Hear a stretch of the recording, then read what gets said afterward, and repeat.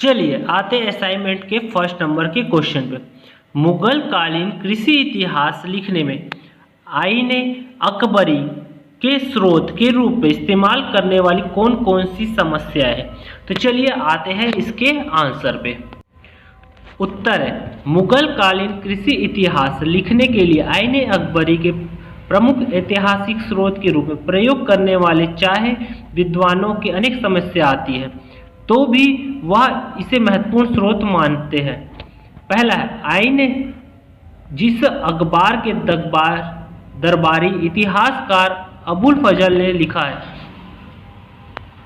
खेतों की नियमित जुताई की तसल्ली करने के लिए राज्य के नुमाइंदों के जरिए करों की उगाही के लिए और राज्य के ग्रामीण स्तपोषों यानी कि जिम्मेदारी के बीच रिश्तों के नियम के लिए जो इंतजाम राज्य ने किया था उसका लिखा जोखा इस ग्रंथ में बड़ी सावधानी से पेश किया गया।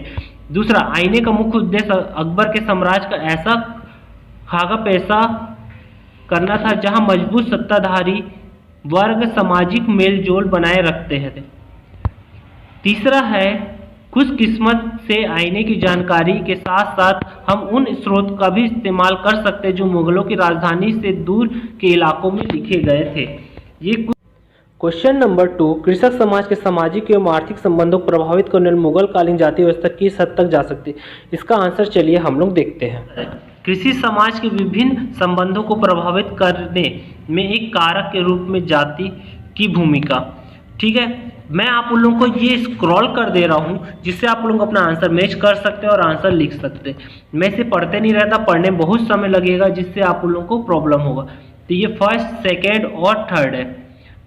थर्ड, फोर्थ, ये दोनों मैंने स्क्रॉल कर दिया है जिससे आप लोग अपना आंसर लिख सकते हैं। फर्स्ट, सेकेंड, थर्ड और फोर्थ।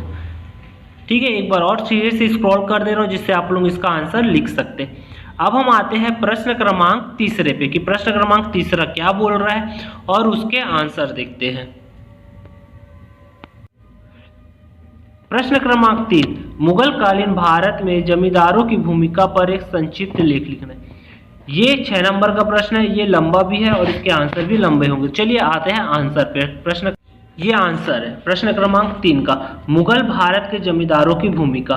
पहला है मुगल काल के भारत में जमींदार जमीन के मालिक होते थे। दूसरा, ग्रामीण समाज में उनकी ऊंची हैसियत होती थी। जमींदारों की समृद्धि के मुख्य कारण था कि उनकी विस्तृत व्यक्तिगत जमीन जिसे मिल्कियत कहा जाता था, जमीन पर दिहाड़ी मजदूर काम करते थे। मैं इसे स्क्रॉल कर दे रहा हूँ, ये 3rd नंबर का पॉइंट, जिससे आप लोग अपना आंसर मैच कर लीजिए और आंसर लिख लीजिए। जिन लोगों का नहीं बना है वो इससे अपना आंसर मैच कर सकते हैं, या बना लिया है तो भी अपना आंसर सुधारना चाहे तो आंसर सुधार सकते हैं या मैच कर सकते हैं। मैं इसको स्क्रॉल कर दे रहा हूँ जिससे अपना आंसर कंप्लीट कर सकते हैं। 4था नंबर का पॉइंट, फिर ये 5th नंबर का पॉइंट और ये 6th नंबर का पॉइंट।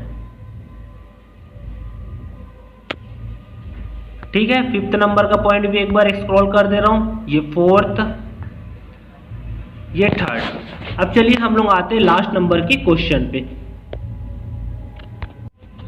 4थे नंबर का क्वेश्चन है, अकबर की भूमि बंदोबस्त प्रणाली का मूल्यांकन करते हुए मुगल कालीन भू राजस्व प्रणाली का वर्णन कीजिए। ये 8 नंबर का क्वेश्चन है जिसमें अकबर की भूमि बंदोबस्त प्रणाली का मूल्यांकन करते हुए कि राजस्व प्रणाली का वर्णन करना है। मैं केवल स्क्रॉल करूंगा जिससे आप लोग इसका आंसर देख सकते हैं। चलिए आते हैं आंसर।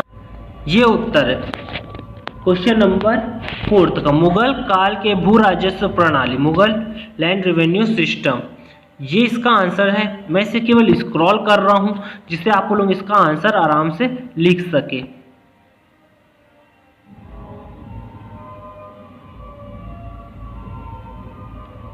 ठीक है,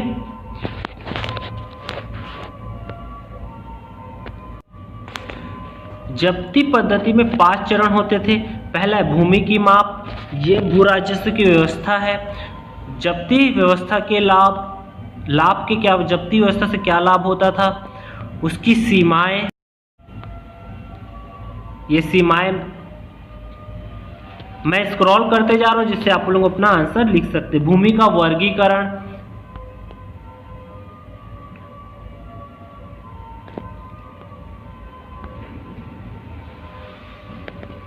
भू राजस्व का निर्धारण, थर्ड पॉइंट है। फोर्थ पॉइंट है अनाजों का नगद में परिवर्तन। पांचवा पॉइंट है भू राजस्व का संग्रह। मैं इसे थोड़ा सा स्क्रॉल कर दे रहा हूँ। भू राजस्व का संग्रह, जिसे आप देखकर या पूछ करके अपना मोबाइल इसका आंसर लिख सकते हैं। इसे शॉर्ट भी कर सकते हैं, अपने आंसर को अपने अनुसार आप लोग थोड़ा सा छोटा भी कर सकते हैं।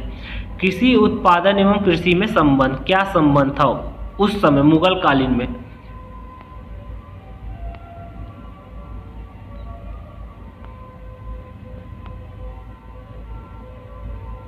ठीक है, मैं थोड़ा इसे और स्क्रॉल कर दे रहा हूं।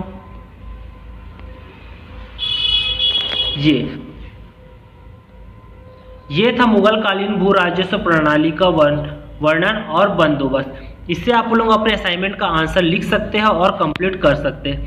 आपको आज की वीडियो कैसी लगी? यदि अच्छी लगी होगी तो प्लीज़ चैनल को सब्सक्राइब कीजिएगा और ज़्यादा से ज़्यादा फ्रेंड को शेयर कीजिएगा। मैं इसी प्रकार के लेटेस्ट और भी एजुकेशन से रिलेटेड क्वेश्चन आंसर लेके आते रहूँगा। Okay, thank you, bye.